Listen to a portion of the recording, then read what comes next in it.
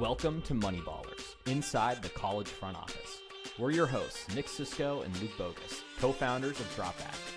With the revenue-sharing era of college sports upon us, championship-caliber teams will be fueled by creative, competitive, collegiate front offices.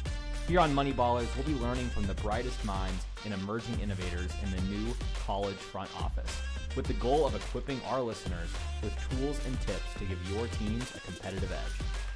Today's guest is Henry Davidson. Henry is Toledo's first ever assistant athletic director for student athlete benefits and data analytics. He joined in September of 2025, and his role is to infuse data and data decision-making into all units across the athletic department, from everywhere from fan engagement to operational efficiency. But this episode, we're talking about how he's implementing data systems and modeling into making better decisions about the acquisitions of players for not only football, but across the entire athletic department. As a caveat, this episode was recorded before the head coaching change of Candle and also Brian Gasser, the GM that we talked about a little bit in this episode. So he's actually, even since recording here, dived even further into infusing data into decision-making for the new roster that the football team has been building over this current offseason. So it's a great episode about how he is thinking, even at a G5 level, how you can punch above your weight using data and analytics to make more well-informed decisions to bring a competitive edge to Toledo. So this is a great conversation with Henry. Let's dive in.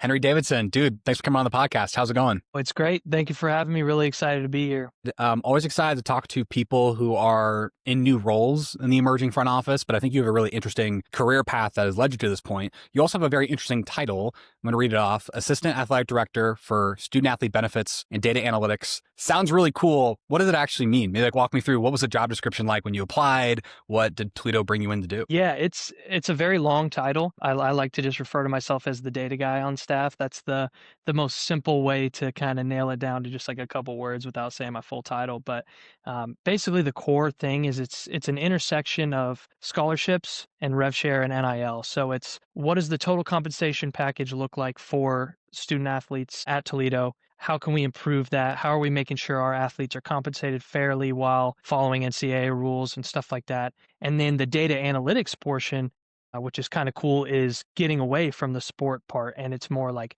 ticket sales, revenue growth, operational efficiencies. So it bundles all that into one. So I spend probably half my time working with the sports on sports performance, player evaluation, scholarship allocation. And then my other half will be working with the revenue team, marketing team. How do we drive more engagement on campus? How do we sell more tickets?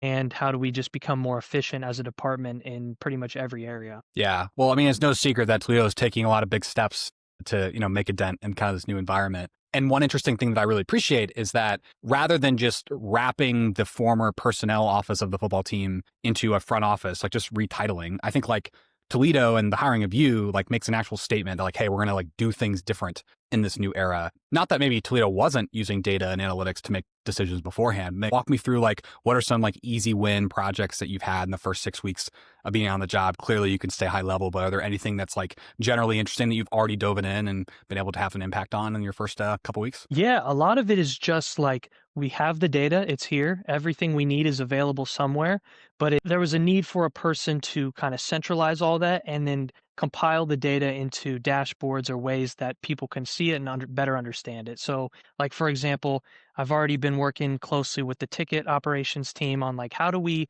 communicate with the AD and with the deputy ADs, what do ticket sales look like on a high level and on a granular level? What can we expect our attendance to be? How can we better forecast our attendance and things like that? So there's all sorts of areas where there's existing data, whether it's on the players, whether it's on our scholarships, whether it's on our social media platforms.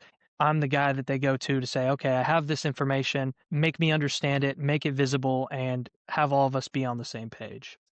It's very crystal clear that teams and institutions that take a stance in saying that data needs to inform decision-making versus data just being there while we make decisions, those are two totally different things. Maybe historically, just generally in the space, us being in the space for a while too, at Dropback, it's to your point, the data is there. It's just, there hasn't been a lot of great workflows or people really to wrangle that data and use that data to inform decisions versus just reference the data after the fact. And so that's really cool. And I think that maybe brings up a question about how you maybe collaborate some of the people on the sports side. So you have your two different parts of your job. Maybe talk a little bit more about the sports aspect. What you didn't say you were is that you're not a general manager. That's because there is a general manager for Toledo football, Brian Gasser, and other sports, I'm sure. But like maybe walk me through like what are ways that you both collaborate and how does like you plus him actually make a front office versus the GM trying to do data stuff and maybe the data guy trying to do GM stuff? Like maybe walk me through like what you guys do separately versus like where you kind of come together. Yeah, no, working with Gasser has been awesome. He's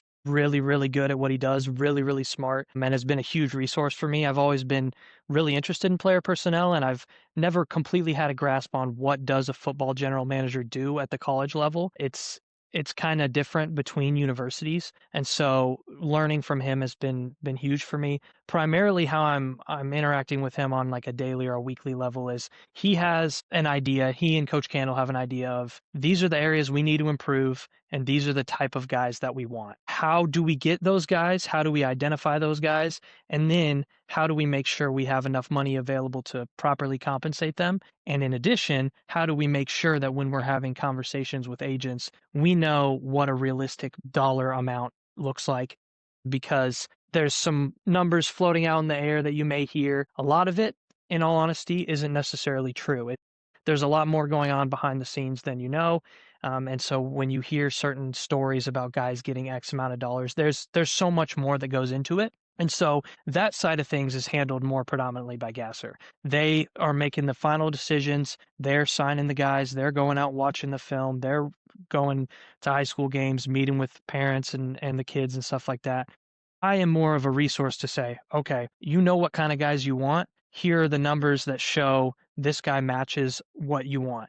I can provide him then with a list of and narrow down the portal or narrow down the number of athletes available to a more digestible list. And then from there, he could take the next steps of, okay, now we want to actually pursue this guy. Now we want to actually develop a relationship, see if the intangibles are there, work on the stuff that the numbers may not show. And so it's a really, really cool partnership of I take care of all the dirty work behind the scenes as far as numbers and figuring out athletic profiles on guys and how they'll fit into our scheme and how they've done in their past. And then he can actually take action on that, watch the film, meet with the players, and then say, okay, we're going to pull the trigger on this guy. This is a perfect fit. Numbers match, personality matches, money matches. Boom, we're good to go. And I love how you explain that to show that it's really like a union of what coaches and GMs think and also what the data says. Not that what the coach says goes and what the data says goes. And I think that's like something that, is even representative in NBA and NFL front offices is like there's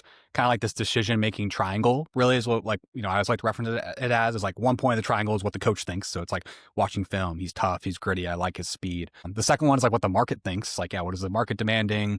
To your point right now, what we hear about what the market's demanding is all hearsay. Fair market value and numbers that you see from different vendors that try to do it is always lagging behind because every year the market changes, which is crazy. So you can't rely on historical data.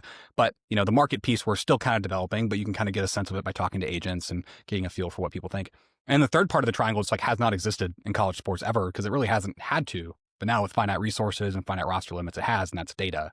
And so when you kind of compare what a coach thinks to what the market's maybe saying, it's like what our data is saying that helps you make a more educated decision. And what I really also appreciate is that like you're not just saying that, oh, we use data because everyone says that. Like you actually mean it.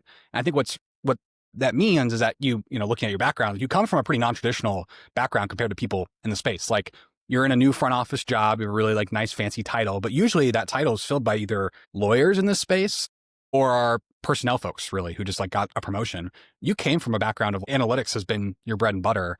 Maybe like walk me through that like translation between like data that you were doing at your former job to now the data you're doing for a front office at an athletic department. Like has that translation and the transition been smooth? Maybe like walk me through kind of how that journey's been to actually be like a real hardcore data person coming in to do a predominantly data-driven job. Yeah, it's been a really unique transition for sure. Like there's a lot of things that overlap, but what I was doing before is completely different than what I'm doing now, just from like a results standpoint and what my daily life looks like. But what people may not realize is data exists everywhere and it can be used in similar ways across different disciplines. So I was doing data analytics for hotels and restaurants before, looking at how we can make more money and how we can be more efficient with our budget. And now I'm here doing relatively the same thing, but just for a different operation. So I think that skill set has translated very well and has allowed me to come in with a different point of view and say, hey, this is what I did before when I was analyzing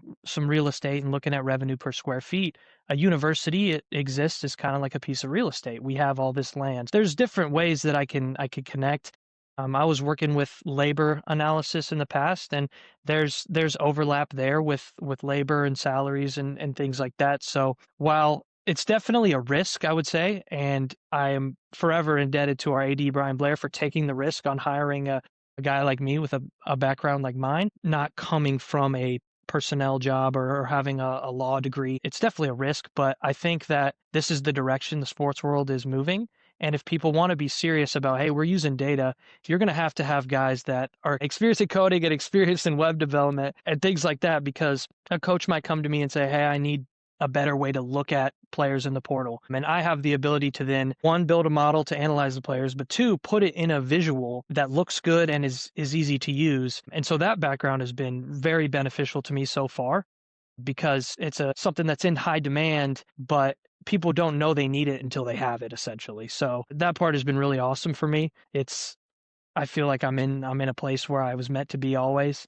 So that transition has been really fun and really exciting. I will say the athletics world is definitely different as far as just the daily life, like that, the hours you may be working, the meetings you may have, like one day is not the same as the next. And my previous role was, I knew what I was doing. I was coming to work, I was working on my projects, and I was going home. This is every new day is bringing a new thing. And we got tons of sports going on right now. So whether that's how do we do in basketball last night? How many tickets did we sell? How much concessions did we sell? It's just, there's something new every single day. And so it's just data pouring in. And so having that one centralized source to exist as a way to look at all of it and spread it out to the people who need to see it to make those decisions and actually derive insights from it, I think is the real key with this position. That's a great way to summarize it too. Again, going back to the notion of like, sure, we've had data in this space forever, but the translation of that data and then being able to present that data in a way that's consumable for people who actually need to make the decisions, like that being on your shoulders, while a tough one, it's a needed one, because again, it's using data to make decisions has never been more important in the world of finite resources and everything. So like maybe like what are some just generalized tips that you have for working with pretty technical concepts, technical outputs of all the, data that you're wrangling? Like what are some just generalized tips that you have for translating that to people who are maybe non-technical, or maybe just people like, like a standard, just a person in the athletic department or a general coach? Like, do you have any like tips that you lean on when you're like, they may or may not know the nitty gritty different parts about statistics, but here's how I kind of translate and make it more digestible? Like, do you have any just off the cuff tips? Yeah, I like to just always think of like, what is the story that's being told here, and what's the start and what's the end point? A lot of the cases, they don't need to know every single thing that's happening between data and finished product. It's what are the results? I don't need to necessarily know exactly how you got there, but what is this telling me? So I think a big thing there is don't spend too much time in the details. And that's something I've had to learn. Is I'm a huge nerd. So like I could talk data all day. I could go in depth and be like, hey, I built this model and here are all the variables I put in. This is my thought behind why I chose this. This is why I chose that. But in athletics, the athletic director, deputy ADs, coaches, GMs, they don't have the time to hear every single thing of how I built it. So being confident in what I'm saying, making sure I'm telling a story, I think is the main piece. And what ties into that is just being open to listen, and feedback and criticism is just a good way to improve. Like I've already learned the different personalities here. I know what some coaches like and what some coaches don't like. I know when I'm meeting with certain people, like when they say 30 minutes, it's a 30-minute meeting and you better be damn ready for it. And you better not go 1 minute long or else you're out of time. So that's been really important, because you got both sides of the spectrum. When I meet with Gasser, we could talk for 2 hours and just nerd out over football, but that's not going to be the case when I meet with our AD. He's just going to ask me straight up, what is this model telling us? And what can we do with that information? Like Tell me, are we paying this guy too much or too little? Tell me, did we make the right call here or there? So it's just really being flexible and understanding who you're talking to. That's the main key. And just always be open to criticism and knowing that you're not going to be perfect. I have so much to learn. I've learned a ton while being here. I feel like I've aged at 10 years in 6 months mentally. So I think that's the main key. Just be open, talk to people, and just make sure to keep a smile on your face while you're doing it. What is 6 months from now? Like you're 6 weeks in. What does 6 months from now look like? Clearly, in the next 6 months, you have 2 transfer portals coming up. Maybe so. Of course, executing on a lot of the models and stuff that you're building, I'm sure. But like maybe what are some other things that you would look back in 6 months and be curious to see how it went, or projects you plan to dive into? Yeah, what does the next look like? Yeah, the main thing on the agenda right now, volleyball and football transfer portals are both coming up. So looking back at one, how well did our model stack up against what actually happened as far as like market value and things like that? And just were we able to get the guys or girls that we targeted in the portal? What did the success rate look like that? And then it's just moving on to the next because you just got to move forwards. Looking at next season's strategy, we already got to start planning for budgets then and think about, okay, we got some more incoming freshmen, make sure we got room on our roster for that scholarship wise, make sure there's no issues as far as payments going out. Main thing, it's just going to be looking back at what we did and what worked, what didn't work, and how can we be more efficient next year. For me, it's going to be very interesting because I started in October, portal's opening very soon. I didn't have a ton of time to flesh out really good models and like perfect pieces of art that I would like to put out. I'm very confident in what I've done, and I think we have fantastic tools available here, but I can only imagine what we'll be able to do with a full year of, okay, now we know the direction we're going. We know what we've done in the past. How can we tweak it? How can we make it even easier so that we're planning for the portal 6 months ahead as opposed to 2 months ahead? So that's the main thing for me.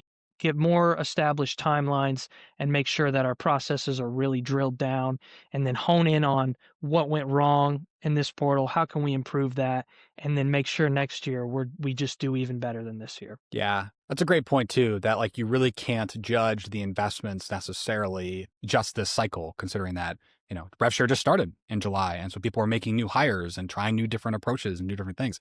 You started in October. And so of course everyone wants the now result, but I think like you really won't see the outcome of who's going to dominate in the rev share era until 2, 3, 4 years from now, when you're actually seeing those bets that you're taking with data pay off. I mean, I think you see a lot of short-term wins, people doing a ton of the front loading, a ton of just, donor investments. And so it looks like they're dominating the rev share era because they have a ton of money to spend. But I think it's going to be those who spend the smartest, not the most, that'll, 3 to 5 years from now, those are investing in those infrastructure pieces and people, technology, et cetera. Now that'll pay off versus, the classic quote from Trev Alberts I always like to quote is, college sports doesn't have college sports doesn't have a revenue problem. They have an expenses problem. And so how do you actually optimize what you're spending and why is a big part of the future. Yeah. I know we kind of geeked out this episode, but maybe taking a step back, like you kind of mentioned you've aged 10 years in 6 weeks. What are some things you do to de-stress outside of the data and analytics world that you're living in? Yeah, well, I still try and stay as in shape as possible. So lifting, running, playing a lot of basketball. Obviously, just a big sports fan in general. So any sporting event I can go to or watch on TV, I'm always doing that. And then I'm a singer, so I like to sing in my free time. I write songs, and that's awesome. Yeah, trying to stay on top of that. I'm trying to explore the city a little bit, getting used to being around Toledo. But yeah, it's been a whirlwind so far. My brain is full at all times, but I honestly wouldn't have it any other way. This is the stuff I enjoy doing in my free time anyway. So I think it's been a dream. Well, I'm sure Toledo is happy to have you, and I know that they're lucky to have you. Any Appreciate final that. comments or notes, I guess, for the crowd before we wrap this up? Yeah, I guess just one main thing with this is kind of what we talked about earlier. And everyone has the data, it's available, and it's just about putting the right pieces in place and being strategic with your operations. I've noticed it's almost like this panic around the new era of college football where people make quick decisions or quick reactions to the landscape, which in my opinion just isn't the way to handle it. Like hurrying up and hiring 4 extra personnel guys isn't going to be a long-term solution. Maybe hiring a data guy isn't the solution initially. It's just you really have to be strategic and really think through, okay, we got to take this and look long term and not just 1 year, okay, because a program could fall apart if you make too many mistakes in the first year. And I know college sports are not done changing. I know this isn't the end of rev share, NIL. I know there's going to be new rules and regulations and things are going to change. Transfer portal windows are going to change. We're seeing a ton of unique situations with coach buyouts and a lot of AD movements. So I think being calm, staying calm, not panicking, being strategic is the way to go. And that's the ultimate thing I've learned and I want people to take away in the athletics world. Yeah, couldn't agree more. I think I respect the departments that are taking swings. And you mentioned that, hiring 4 personnel people might not be the solution, but at least it's an attempt to try to find a solution and get closer. Exactly. And running experiments and getting closer to what a solution could be. So I think those who are staying stagnant and what worked then will work in the future. I don't know if that'll pay out, but teams that are at least taking bets and trying new people and hiring new people and trying new systems are the ones that'll be really interesting to watch over the next few years. Absolutely. And clearly it'll be fun to watch what you and the Rockets do over the next few years as well. I really appreciate the time of the episode, and thanks, Henry. Really appreciate it. Yeah, thanks for having me. This was a blast. Awesome. Talk soon. Thanks for tuning in to Moneyballers. Don't forget to subscribe wherever you listen to your podcasts. Plus, leave us a review. And if you'd like to be a guest on the show, just email us at hello@dropback.com.